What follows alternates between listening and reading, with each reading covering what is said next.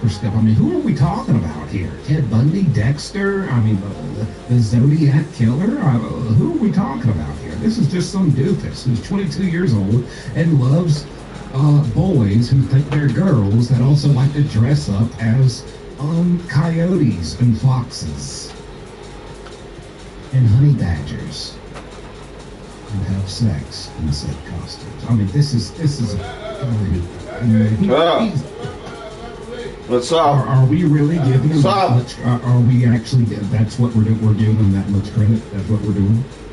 This guy would commit the perfect crime and do everything perfectly and do every step along the way perfectly and change his outfit just as he should and leave no trace behind and not leave a stain behind and not make a single mistake. Go to Dairy Queen and get a blizzard. Everyone knows that a killer never goes to Dairy Queen and gets a blizzard. That's the number one. Oh gosh, that's the worst thing you can ever do. That's the number one giveaway. The worst thing you could ever do as an assassin is go to Dairy Queen and get an Oreo blizzard. Cookies and cream with extra straws. I mean, what are we talking about here? Are we just trying to get content out of nothing? He's a doofus. He's an idiot. He's a dumbass. And he got corrupted by this extremist content and it poisoned his mind, and he got influenced to go out there and do something sickening and heinous and awful and evil, and then he did it, and the reality set in that, oh crap, I just screwed up probably bigger than anybody in the last, like, who knows when.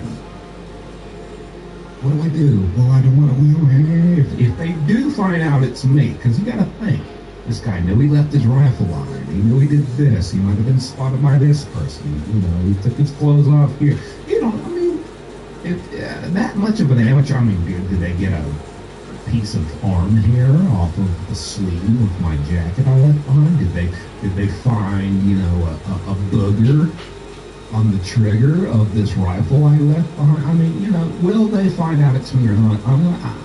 If they do, they'll immediately come to my house. I'm not going to be there. Can't go to Dad's house. Dad's already wondering about this rifle. Dad's already suspicious. Dad's already asking some pretty suspicious questions. I think he knows. I think he's on to me. Daddy's on to me. What did you do? Can't go to my buddy's house. You know, I've been there, done that.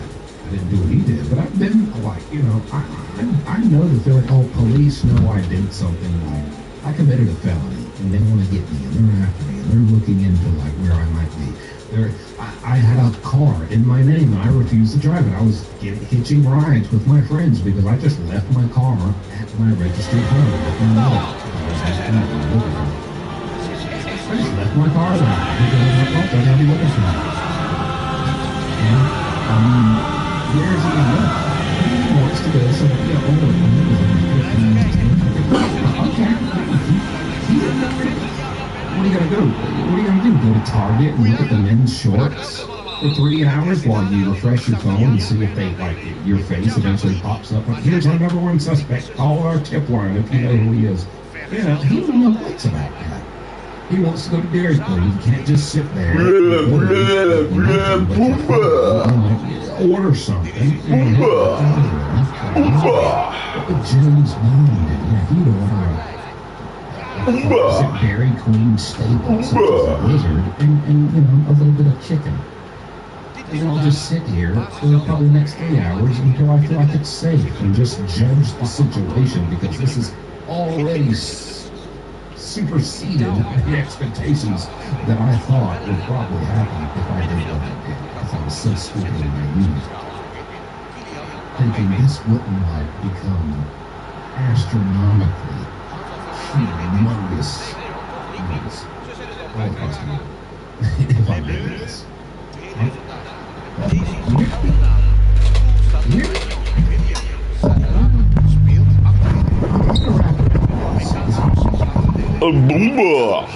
spoke to one of my very, very, very trusted, consistent, constant sources today. They're in touch with the SAW.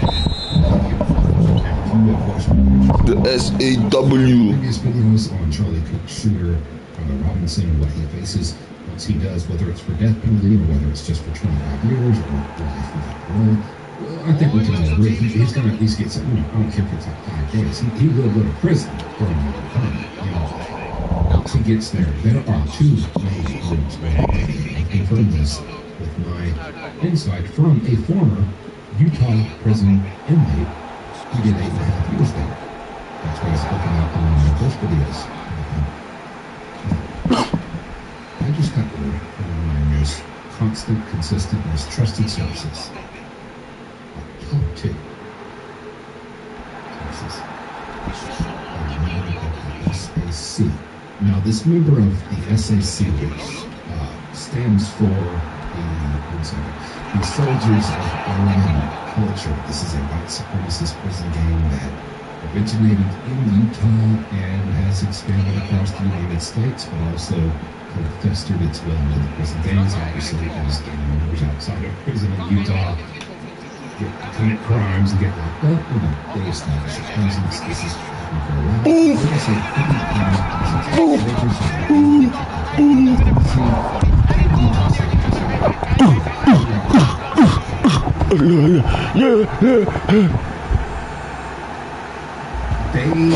A member of them, and they ask for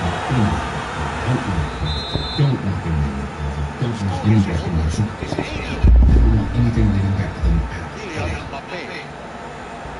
Apparently, and that's uncommon, because I'll be honest with you, most sources I get who are inmates in prison, they either don't mind or they're like, I actually would prefer to have a little recognition and get my name out there and giving you this information. This is one of the first times, maybe the second time, in the history of my 30 years doing true crime, in this style, where I have sources on the inside letting me know about other prominent, well-covered in the media, potential inmates. Sources Tyler Robinson. Probably the second time we've had someone like refute, like, no, you cannot have it. Do not put my name out there. Do not put my identity. I'm a member of this, but like that, no, do not. And honestly, those things are harder for me, because that lets you know there are meetings being held, there are briefings being given to these members that they're not allowed to share, and they do not feel that coming back. And I'll be honest, this source is a member of the SAC, Soldiers of Aryan Culture. From my understanding, the SAC is more deadly and dangerous than their, I want to say counterpart, the SAW, which is the SAW. It's like a silent Aryan warriors. They are also very much prominent. Opa, Lucio. Within the Utah State prison system. Apparently the SAW is who you really gotta watch out for. You really don't want to mess with them. The SAC, yeah, they'll beat you up. You know, they'll throw a couple punches. They'll push you around. They'll give you a bump and a bruise and a black eye. But most of them are more into like the substances and the contraband of drugs that come through the prison. They're in Utah, or just like they're kind of just more so known for having members. The majority of the members are more just they're customers of drug dealers within prison. And the SA. Sorry. I might have said that wrong. The SAC, who I mentioned at first, the Soldiers of Aryan Culture, those are the ones who are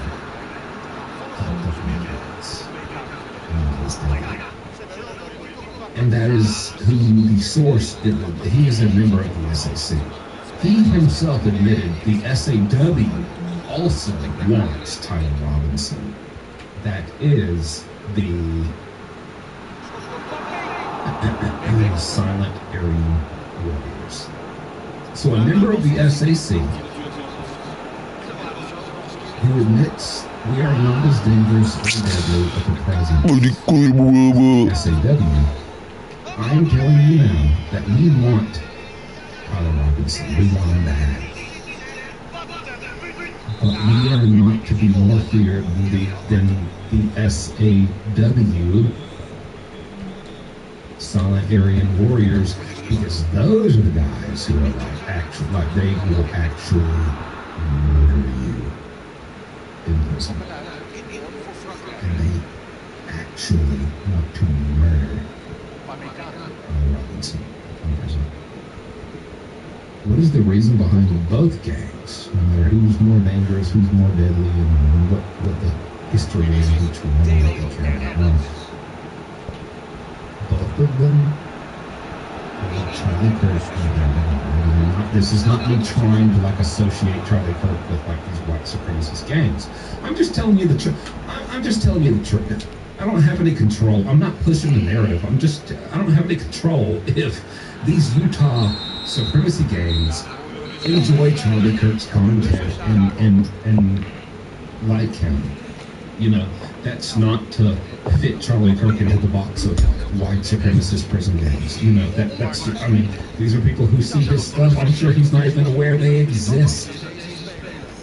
But nevertheless, they see his stuff and they support him, and they feel very strongly about the fact that someone assassinated him.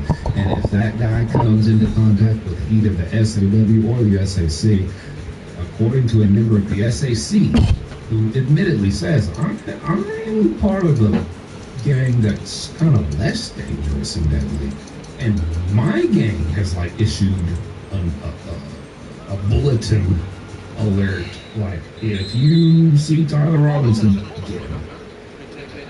SAW is who you really got to worry about, and they are way more dangerous than us, and But they going off. And they want him too. So, sounds like maybe a year, 2 years max from now, 2026 sometime, I'm sure. Tyler Robinson goes to prison.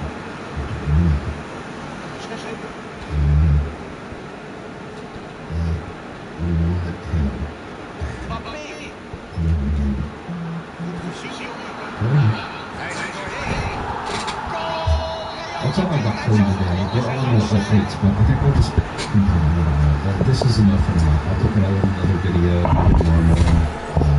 So stay tuned for more updates, because I'm all up morning. This is just rapid fire. Every 3 hours there's something new. 15 appearances from these campuses in America.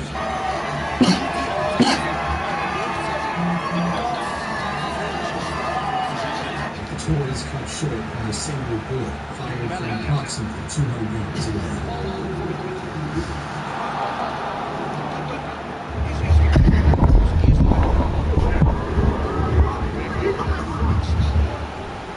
What follows is panic. Charlie Kirk had been assassinated in broad daylight. This is how it unfolded. On September 10th, 2025, at 8:29 a.m., 22-year-old Tyler Robinson arrives at Utah Valley University in a gray Dodge Challenger.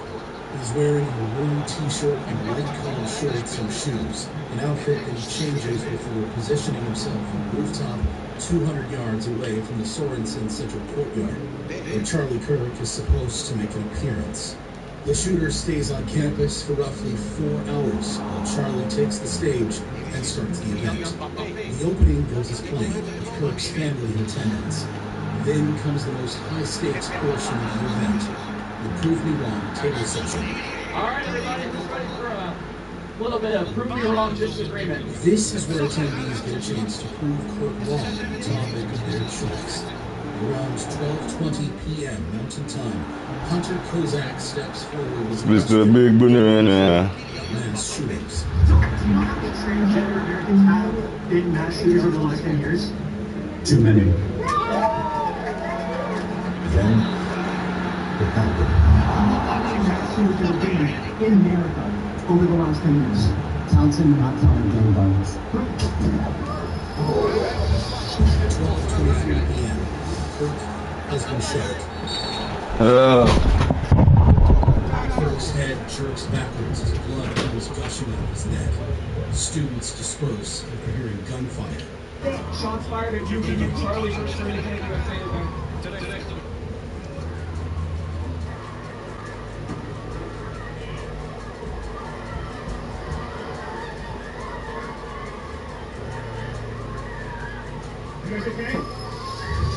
Many seek shelter in indoor spaces.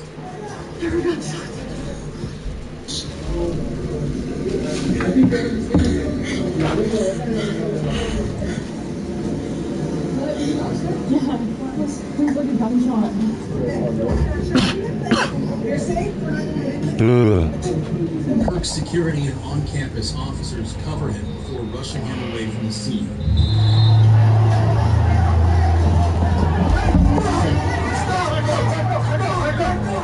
While most cameras focus on Charlie, many pan around, especially when students spot a suspicious figure on top of a building a few hundred yards away. He appears to be in a sniper's position with a clear view of Kirk. Footage from the scene, eyewitness accounts, post a picture of what happens next. On one side, Kirk is carried to a police vehicle parked behind the tent. Dead. The shooter flees the scene before he can be restrained. In one video, he can be seen sprinting off the roof from where the shot was fired. He's also captured on various surveillance cameras around the neighborhood before he goes off the authorities' radar. This time, he has ditched his bolt-action rifle in a wooded area, where it's found alongside bullet casings with messages engraved on them. Inscriptions on the 3 unfired casings read, "Hate fascist!" "Catch!" A second unfired casing read, "Oh Bella Chow, Bella Chow, Bella Chow." A third unfired casing read, "If you read this, you are gay, LMAO." Saving Kirk's life is a higher priority. He is rushed to the Timpanogos Regional Hospital. He is unconscious, and his condition is considered critical. At 2:40 p.m. Mountain Time, President Trump confirms via social media that Charlie Kirk has passed away. Finding the shooter becomes intermediate.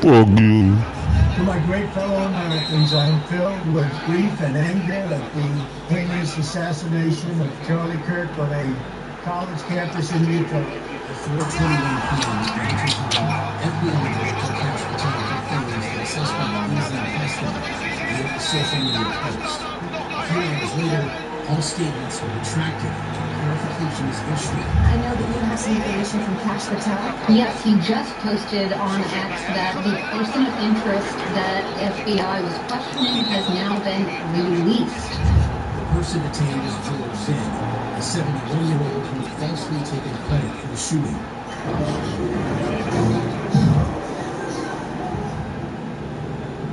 He was charged with obstruction of justice. A second suspect is also arrested and later released.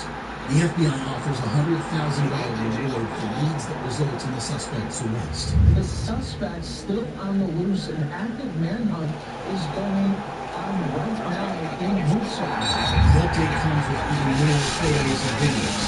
None of the visuals lead to the suspect's arrest. The fact is his own admission. On Thursday evening, roughly 30 hours after the shooting, Tyler Robinson tells his father he was shot Kirk. Robinson's father calls a family and confirms that a suspect is in custody via a social media post. A few hours later, all statements were retracted and clarification is issued. I know that you have some information from Cash Patel. Yes, he just posted on X that the person of interest that FBI was questioning has now been released. The person detained is George Zinn, a 71-year-old who had falsely taken credit for the shooting.